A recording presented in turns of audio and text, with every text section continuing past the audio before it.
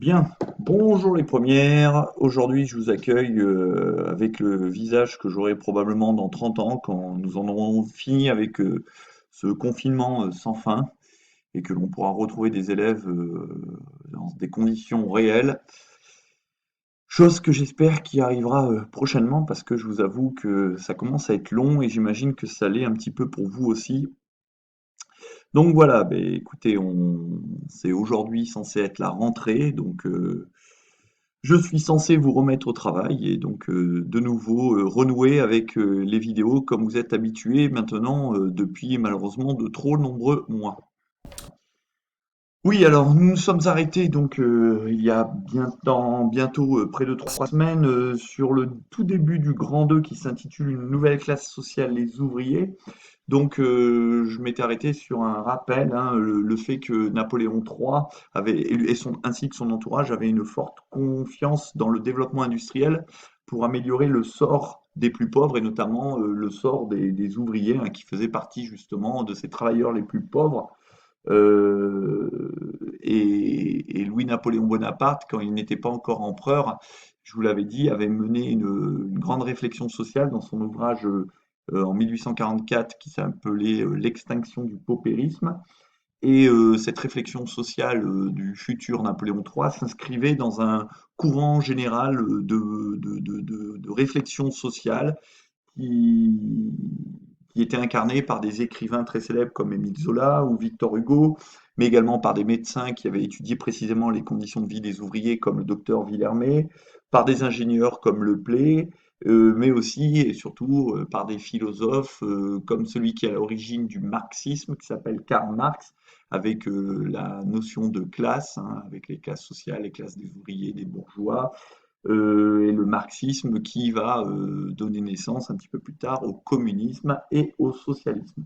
Donc dorénavant, au XIXe siècle, hein, en plein essor industriel, alors que les élites vivent dans un luxe absolu, dans une très grande prospérité, eh bien la pauvreté devient un scandale, hein, et beaucoup de gens essayent donc de lutter contre la pauvreté. Donc justement, concernant cette pauvreté, on va voir que les ouvriers connaissent des conditions de vie difficiles, hein. Ces ouvriers qui se sont multipliés avec l'essor de l'industrie, hein. On avait vu par exemple le cas des filatures, hein, dans le domaine du textile qui employait de très nombreuses ouvrières. Eh bien, ces ouvriers donc vont se multiplier et pour étudier leurs conditions de vie difficiles, eh bien, je vous avais donné à faire pour aujourd'hui une fiche que vous avez ici, hein, une fiche sur le monde ouvrier.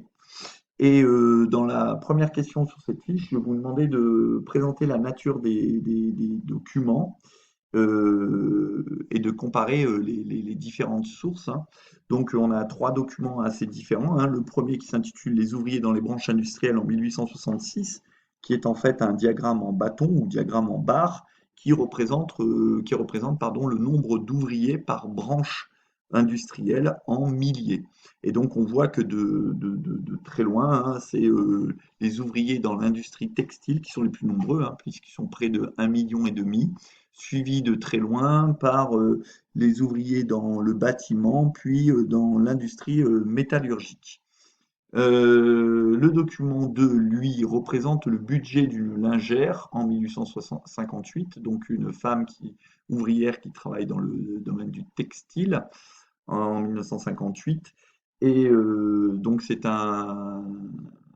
sont pardon, deux diagrammes circulaires que vous appelez plus vulgairement des camemberts, hein, qui représentent donc le budget de cette lingère.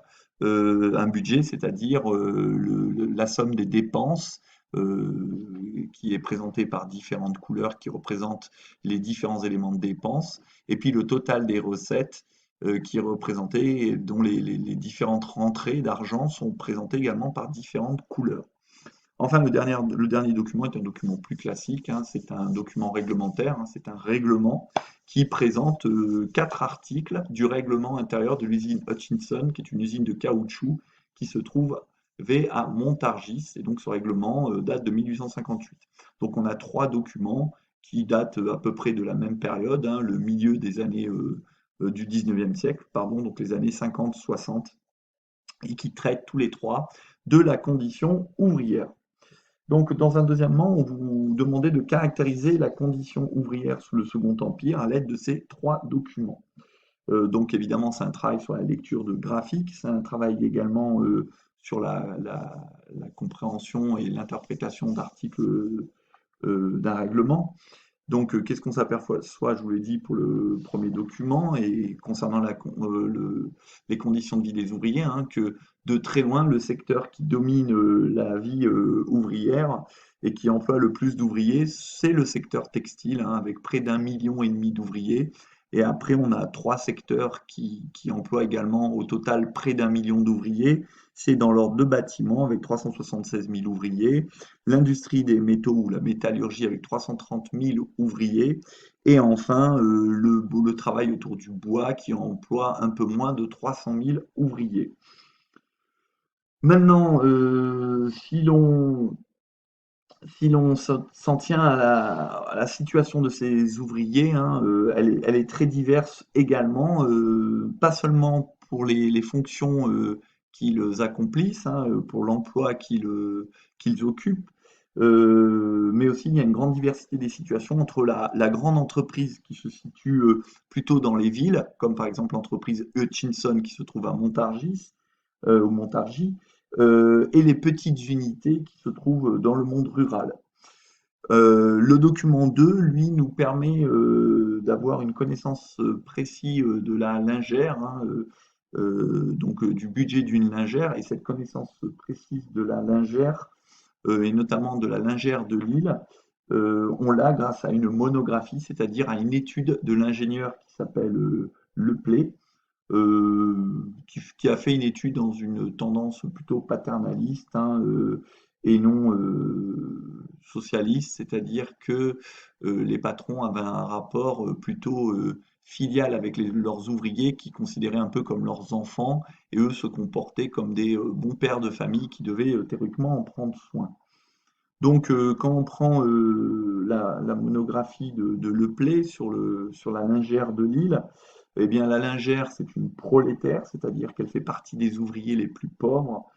Sa seule ressource, c'est son salaire. On voit bien, hein, dans le total des recettes, les trois quarts de ses recettes, c'est son salaire de lingère. Son salaire, d'après l'ingénieur Leplay, alors vous ne l'avez pas dans le document, hein, mais il est d'à peu près 1,75 francs par jour pour à peu près 222 jours de travail par an, donc à peu près les deux tiers de l'année, pour une durée quotidienne d'environ 10 heures de travail. Donc 10 heures de travail donc pour payer en moyenne 1,75 francs par jour. Donc la lingère, elle travaille à domicile, elle travaille pour un patron et pour une durée moyenne. Alors qu'est-ce qu'on s'aperçoit quand on regarde son salaire, hein, son salaire de 388,45 francs, eh bien son salaire, il ne couvre pas ce qu'on appelle les dépenses de première nécessité. Alors, qu'est-ce qu'on appelle les dépenses de première nécessité? C'est grosso modo la nourriture, les logements et les vêtements. Si vous regardez la nourriture plus le logement plus les vêtements, on est à un total qui est d'à peu près 450 francs, alors que son salaire est de 388 francs. Donc vous voyez que même simplement si on se concentre sur la nourriture plus le logement, eh bien ça dépasse déjà son salaire. Et la nourriture, d'ailleurs, occupe 80% de son salaire.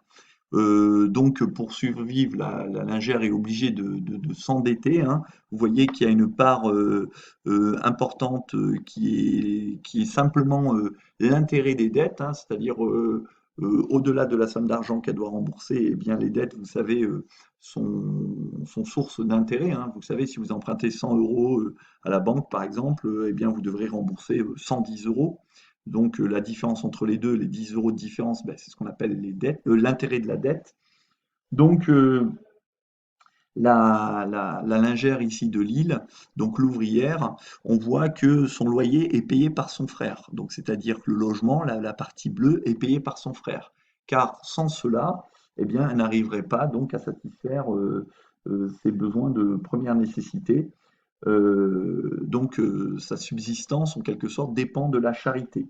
Alors la charité, c'est quelque chose qui est à distinguer de la solidarité, hein, car la solidarité, c'est quelque chose qui est institué, c'est-à-dire qui est officialisé et qui aura lieu de manière régulière tout le temps. Par exemple, la France aujourd'hui est un État solidaire. Par exemple, si vous avez je sais pas moi, le RSA, si vous le percevez tous les mois, eh bien, l'État vous le versera tous les mois. C'est pas certains mois il vous donnera, puis d'autres mois en fonction de l'état de finances de l'État, il ne vous donnera pas. Non, c'est quelque chose d'officiel et de régulier. Alors que la charité, eh bien, finalement, elle dépend du bon vouloir de la personne qui vous donne de l'argent. Cela peut s'arrêter du jour au lendemain, et dans ce cas-là, et vous imaginez pour la lingère, pour cette ouvrière qui est parmi les ouvrières les plus pauvres de France, et qui pourtant travaille, un travail dur, eh bien, si jamais cette charité de son frère s'arrête, si par exemple il venait à décéder et qu'il ne peut plus lui payer son logement, eh bien, elle va être obligée de se retrouver à la rue ou d'emprunter encore plus d'argent et de se retrouver dans une situation extrêmement catastrophique. Donc ça craint un lien de dépendance morale, hein, par rapport au donateur, la charité, et donc vous êtes obligé d'être entre guillemets extrêmement reconnaissant et en quelque sorte soumis aux gens qui vous donnent de l'argent. Ce document également nous souligne le problème du logement ouvrier, hein. Et souvent, du coup, comme les ouvrières et les ouvriers sont pauvres, eh bien, ils ont des logements de piètre qualité, hein. On le voit ici, par exemple, avec ce tableau de Fernand Pélez, qui s'intitule Les sans-asile ou les expulsés, hein, qui date de 1883. Eh bien, on voit cette femme avec ses 5 enfants qui se retrouvent à la rue tout simplement parce qu'elle ne peut plus payer son loyer. Eh bien, c'est ce qui risque d'arriver à notre lingère si son frère venait par exemple à ne plus la soutenir. Euh, enfin, le dernier document, hein, le document 3, nous montre euh, que les ouvriers ont une très longue journée de travail, hein, dans cette usine Hutchinson, hein. Leur travail commence à 5h30 du matin, se termine à 7h du soir. Donc s'il n'y a pas de pause, ça fait une journée de 13h30 de travail, donc encore plus long que la lingère qui était déjà à 10h. Je vous signale que 13h30 de travail sur 6 jours, 6 fois 13, ça fait à peu près 80 heures de travail par semaine. À l'heure actuelle, nous sommes à 35 heures. Donc ça vous montre les quantités de travail qui doivent être fournies par les ouvriers. Donc la journée est très longue et les articles 14, 30 et 37 montrent également qu'il existait un système d'amende qui grévait, c'est-à-dire qui limitait encore plus le maigre budget des ouvriers de cette usine, hein. Donc la moindre incartade était soumise à une amende. Par exemple, on vous dit les ouvriers et ouvrières qui causeront pendant les heures de travail seront passibles d'une amende de 50 centimes. Donc quand vous voyez que par exemple la lingère travaillait pour 1,75 francs par jour, une amende de 50 centimes, ça représente un tiers par exemple de son salaire quotidien, simplement parce que vous bavardez. Si vous n'obéissez pas au contremaître, c'est-à-dire à celui qui est chargé de faire régner l'ordre et de contrôler le travail des ouvrières, eh bien immédiatement vous avez une amende. Si jamais vous ratez un jour de travail le lendemain d'un jour férié, eh bien de même vous êtes passible, mais ce cas-là, d'une amende de 5 francs.